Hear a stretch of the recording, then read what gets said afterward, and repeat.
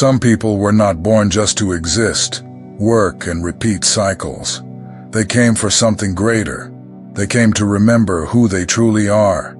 They feel it even before they understand it. A silent restlessness begins to grow within. It's as if something is about to awaken, even though the world around them keeps insisting that everything is normal. This awakening doesn't come with warnings, clear signs, or logical explanations. It manifests as a strange feeling that something is out of place, but that something is you. Suddenly, life feels disconnected. Paths lose meaning, and everything that once seemed part of your identity begins to feel borrowed, as if it was never truly yours. It is at this moment that a rare symptom reveals itself, an inner movement that cannot be explained, but that transforms everything. It's not a crisis. It's a spiritual activation, an ancient code being remembered in the soul. And this code is not given to everyone. It only manifests in those with energy strong enough to withstand the expansion that is coming. The chosen ones carry this symptom, and because of that, their journeys are different. The world around them may not understand, but within them there is a quiet certainty. Something is awakening, something that can no longer be ignored. And no matter how confusing it seems, there is purpose in it. You are not breaking. You are being rebuilt for what you came to fulfill. In this video, we will reveal 5 symptoms that appear only in the strongest spiritual chosen ones. And one of them, the most powerful, will be the definitive sign that you are not here by accident. If this message resonates with you, follow the channel and share it with someone who needs to hear it. Because the chosen ones do not awaken alone. They awaken one another. You begin to feel that the life you built no longer fits who you are. Nothing drastic happened, but something has changed. Your days feel repetitive. Your conversations feel automatic. There's a growing distance between what you live and what your soul is asking for. You try to keep going, but you feel that something essential was left behind. The people around you don't notice. To their eyes, everything looks fine. But inside, you feel like a stranger in your own routine. What once was comfortable now feels suffocating. It's not ingratitude. It's awareness. Your soul begins to reject what is small, what is limited, what has expired. And this rejection is silent, yet powerful. You start questioning yourself. Why did I accept this for so long? When did I stop listening to myself? You find yourself thinking about old versions of who you used to be, and feeling nostalgia for something you can't even define. It's not nostalgia. It's the beginning of the separation between the self that survives and the self that awakens. And that's frightening. In this process, a desire arises to drop everything, to go away, to start over. But it's not escape, it's calling. An inner force begins to push you away from what is artificial. Everything that is appearance, disguise, or obligation begins to lose its power. And what is true begins to hurt when it's ignored. The strangest part is that even without knowing what to do, you know what you can no longer do. Even without knowing where to go, you know you can't stay where you are. And this is the point where many get stuck, because the old life no longer fits and the new one has not yet revealed itself. But the chosen one keeps going anyway. There's a silent discomfort, as if your soul were cramped inside a space far too small. Nothing external has changed, but inside you everything is different. You begin to realize you can no longer pretend that everything is fine. You can no longer shape yourself to fit into places that demand silence when you were made to express yourself. You try to follow the same script you've learned. Wake up, work, talk, smile. But each gesture feels like acting. It's as if you're playing a role that no longer represents you. And even when you try to convince yourself that it's just a phase, The feeling returns, stronger, clearer, more urgent. You notice that the things that once motivated you now only exhaust you. The goals that once seemed so important become irrelevant. The conversations that used to entertain you now bore you. It's as if the world has lost its flavor, but in truth, it's you who have begun to awaken the taste of the soul. And when the soul awakens, there is no return. The old version of you begins to dissolve, not out of regret, but out of growth. You don't reject who you were, you just understand that it no longer serves you. And you begin to move, not because you know where you're going, but because you can no longer bear to stay where you are. This is the first symptom of the chosen ones, the silent end of an identity that no longer sustains your truth. It doesn't matter your age, your profession, or your achievements. When the time comes, the soul calls. And those who are chosen feel it. They feel it in their body, their mind, their heart, and everything begins to transform. When spiritual awakening deepens, one of the first visible impacts is in relationships. People who once understood you begin to feel distant. Conversations change in tone. Exchanges lose their spark. You feel as if you're on a different channel, speaking a new language that no one else seems to understand. You try to maintain the bonds. You try to laugh at the same jokes, take interest in the same things, give the same old answers. But something blocks. The flow that once existed simply doesn't return.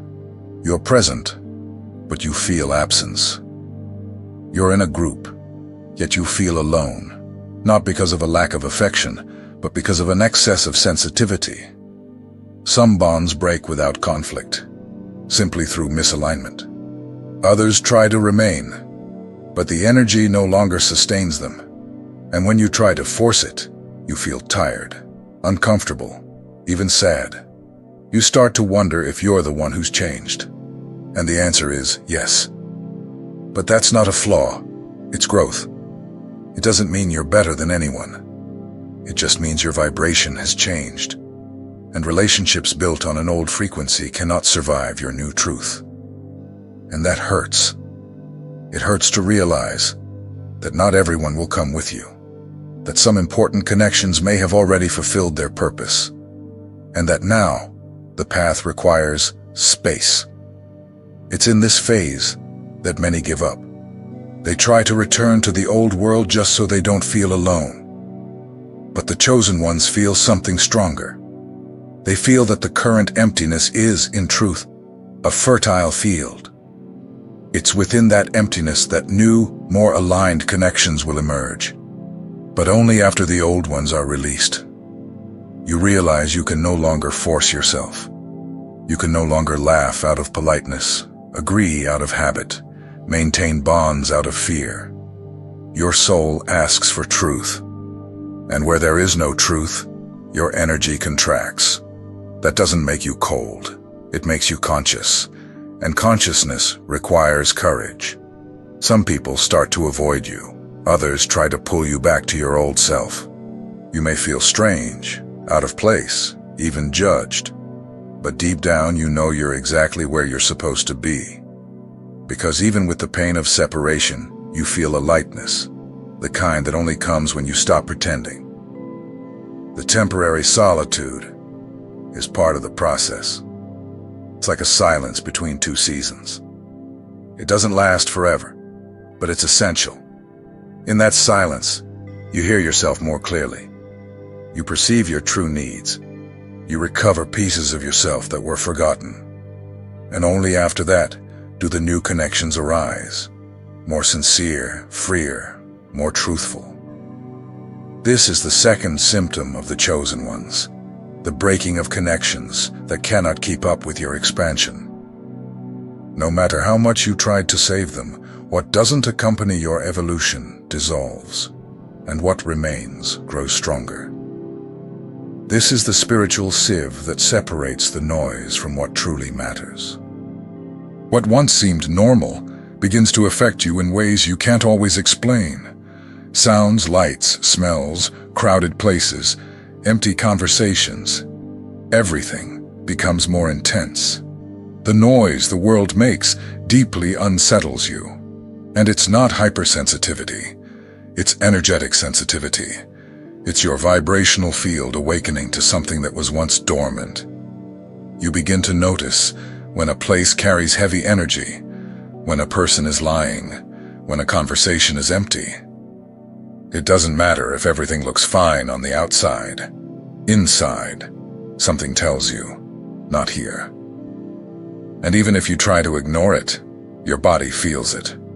Your chest tightens, your head feels heavy, your mind gets tired.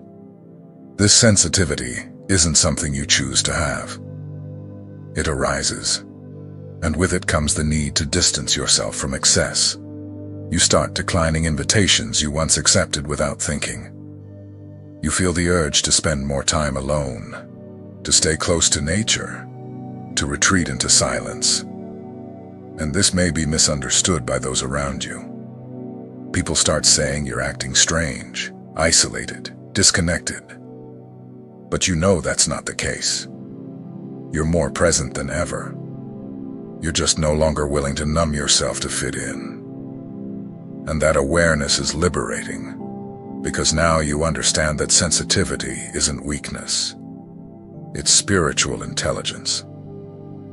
You begin filtering what you watch, what you listen to, what you consume. Shows that once entertained, you now make you uncomfortable. News, social media, negative conversations. All of it begins to affect you in ways it never did before. And this new filter doesn't come from logic. It comes from the soul. It's your soul protecting you now. Your body also changes.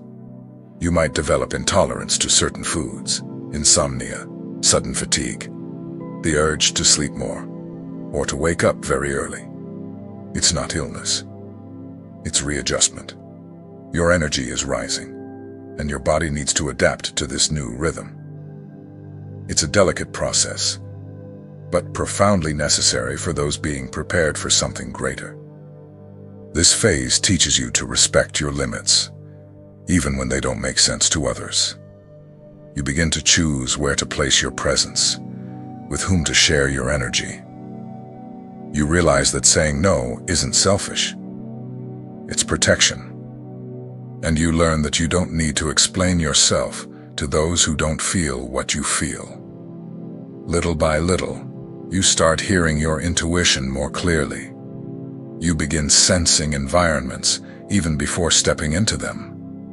You can detect the intentions behind words. You feel when someone carries heavy energy, even if they're smiling. And this changes the way you relate to the world. Because now, you don't just observe, you feel. Spiritual sensitivity is a rare gift, though at first it may feel like a burden. It distances you from the superficial, but, in return, connects you with what is true. You begin to see beauty in small things, to feel moved by what once went unnoticed, to find wonder in silences that once made you uncomfortable. This is the third symptom of the chosen ones, the energetic sensitivity that transforms the way you live, perceive, and interact with the world. It's not exaggeration, it's evolution. You're becoming someone who feels deeply because you were made to perceive what many ignore. And within that feeling lies a silent power that no one can take from you. There comes a moment in the awakening of the chosen ones when something inside you simply switches off the desire to compete. It's not discouragement nor loss of ambition. It's clarity. What once fed your ego no longer feeds your soul. Winning no longer means what it used to mean. And that silent turning point changes everything. You can keep doing what you're good at. You can keep reaching goals, achieving results. But the impulse to compare yourself, to prove yourself, to surpass others, disappears. Competition, which once seemed natural, now feels empty. You start to ask yourself, why did I want this so much? Was it really my desire? Or was it the world's desire living in me? It's as if you woke up from a collective trance. While many are still running to be seen, you start running inward. External victory loses its shine if it doesn't come with inner peace. And you realize that success now has another definition for you. Success has become alignment, and that changes all your priorities. You no longer care about seeming like the best. You care about being true. You no longer feel the need to prove your worth to anyone. Not because you think you're superior, but because you finally understand that you never needed to compete to deserve to exist. That awareness dissolves the armor, and in its place enters authenticity. While the world fights for attention, you seek silence. While many strive to please, you learn to please yourself. This shift in focus places you in a rare position, that of someone who creates their own standard. You no longer need others' validation because what now guides your life doesn't come from the outside. At first, it might seem like you're getting lost, like you've lost the rhythm, like you're falling behind, but you're not. You've simply left the race, and now you walk towards something that holds true meaning for you. Even if no one else understands, even if there are no medals, stages, or likes along the way, you begin to observe others striving with more compassion. You've been there. You've wanted to be seen. You've wanted to prove that you were capable. But now you see how exhausting that is, how it disconnects you. And you realize how light it feels to follow a path where you don't fight for space. You build your own, with purpose. This phase brings you closer to your essence. It quiets the noise. It removes the rush. You begin doing things out of joy, expression, mission. And this way of living is so rare that it appears strange to those still trapped in the logic of performance. But you're no longer there. You've already crossed the invisible line that separates ego from soul. The desire to serve takes the place of the need to win. You want to impact, not impress. You want to contribute, not compete. And that changes everything you touch, your creations, your words, your choices. Everything begins to carry your real energy. It's no longer about performance. It's about presence. This is the fourth symptom of the chosen ones, the liberation from competition. When winning stops being a goal and becomes a side effect of alignment with your mission, you no longer need to chase recognition, because when you are truly being who you are, the right world will find you, at the right time, in the right way. At some point in the awakening, something subtle yet profound begins to happen. Your perception of time changes. You look at the clock and can't understand how an hour passed so quickly. At other times, you feel as though you lived a lot in just a few minutes. It's as if time stopped following the normal rules, and in a way, it truly does. This happens because you are leaving the mental mode and entering the consciousness mode. The mind lives in the past and the future. Consciousness lives in the now. And the more awakened you are, the more present you become. When you are present, time doesn't run. It dissolves, and what remains is the intensity of the moment. People around you keep following schedules, deadlines, goals, but you struggle to keep up. Not because you are disorganized, but because your body and soul are responding to something deeper. Inner time. You realize that what's on the calendar isn't always aligned with what your energy is ready to live in that moment. At first, this may look like disorganization. You might even blame yourself for not functioning as before. But gradually, you understand. It's not disorder. It's another kind of order. It's the universe reorganizing your rhythm from the inside out. And when you accept that, you begin to live more lightly. Things flow. The right people appear. The answers come. You also start noticing synchronicities more often. You meet people at the exact moment you need to. You receive messages that answer your questions. You feel that everything is being guided, even if you don't know how. and that brings you peace. A peace that doesn't come from control, but from trust. You understand that you are being guided by something greater than the clock. This is the fifth symptom of the chosen ones, the collapse of the linear timeline. It's not distraction, it's realignment. Your soul no longer wants to live by the clock. It wants to live by the truth of each moment. And this change, though subtle, completely transforms the way you exist in the world. You stop running, and finally, you begin to live. This is the point of no return. The most powerful among all the symptoms. The one that, when it appears, changes everything. You simply can no longer pretend to be who you are not. It doesn't matter how much you try to please, adapt, smile, or belong. The body locks up. The soul refuses. And any attempt to force a role begins to hurt deeply. You may even continue for a while in the same functions, in the same places. But inside, it's already over. The disconnection is so great that it becomes impossible to ignore. You hear yourself saying something you don't feel, and your throat tightens. Smiling out of politeness becomes a painful effort. Tolerating subtle lies becomes intolerable. There comes a moment when you begin to feel an inner force that you can't explain.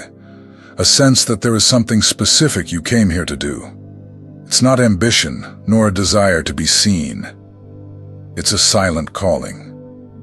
An invisible push from the soul saying, "You have something to deliver, and you can't postpone it any longer." This feeling shows up in the details. A discomfort in the job that once felt comfortable. A lack of enthusiasm for routine tasks. A growing urge to do something, even if you don't yet know what it is. You can't clearly see the path, but you feel that it exists, and you feel that you need to start moving, even without the complete map. The most challenging part is that this mission doesn't have a name yet. You can't describe it clearly. Sometimes it appears in glimpses, in a dream, in an idea that moves you, in a conversation that sparks something inside you. But soon after, the veil drops again, and the mystery continues. This is a delicate phase, because the mind wants explanations, plans, and concrete objectives. But the soul doesn't operate that way. It works through signs, synchronicities, and pulsations. And you have to learn to trust the invisible, to take steps even when you can't see the ground, to say yes to something you can't yet name, but that you know is real. At this point, many try to turn back. They try to convince themselves it was just a phase, but the restlessness doesn't go away. The discomfort doesn't fade. On the contrary, it grows, because your energy can no longer tolerate being out of mission. You can keep living normally, but you'll feel you're only surviving. And that's not what you came here for.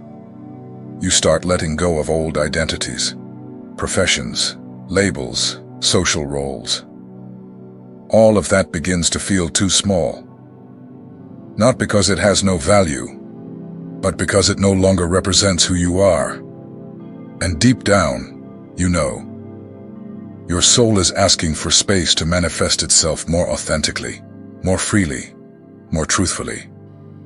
Even without total clarity, you feel that you need to begin, to create something, to change something, to help someone. The size of the gesture doesn't matter. What matters is alignment. The universe doesn't require you to understand everything, only that you be willing to follow. And as you move forward with faith, the pieces begin to fall into place. Spiritual awakening is not light. It messes things up. It dismantles you. It pulls you away from what is false, even before showing you what is true. It isolates, silences, exposes. And that's why many confuse it with confusion, sadness, or crisis. But it's not a collapse, it's reconstruction. It's not an end, it's a restart. A restart more aligned with who you truly are. You may feel like you're walking alone, but you never were. There are thousands awakening with you, in silence, in secrecy, in different phases of the same journey. Some are still trying to understand what's happening. Others are already helping the next ones awaken. And all of them, without exception, are part of something greater that is still taking shape. There is no formula for awakening. Each soul follows its own time, its own rhythm, its own language. But there is one thing that unites all the chosen ones: the impossibility of continuing to pretend. When your truth calls, you may resist, but you cannot ignore it. And that calling is the greatest gift, even if, at first, it feels like a burden. You didn't come here to repeat patterns. You didn't come to please. You didn't come to fit in. You came to remember who you are, and to live from that remembrance. You came to be a living reflection of awakening consciousness, to show, through your existence, that it is possible to live with soul in a world that insists on superficiality. And no, you don't need to have all the answers right now. All you need is the willingness to listen to your own truth, to take one step at a time, to allow the transformation to continue. The chosen ones do not awaken ready, they awaken willing. And that willingness is already the beginning of everything. If these words have touched something inside you, write in the comments, "I am returning to myself." That simple gesture may be the beginning of something great, for you and for someone who will recognize themselves through you.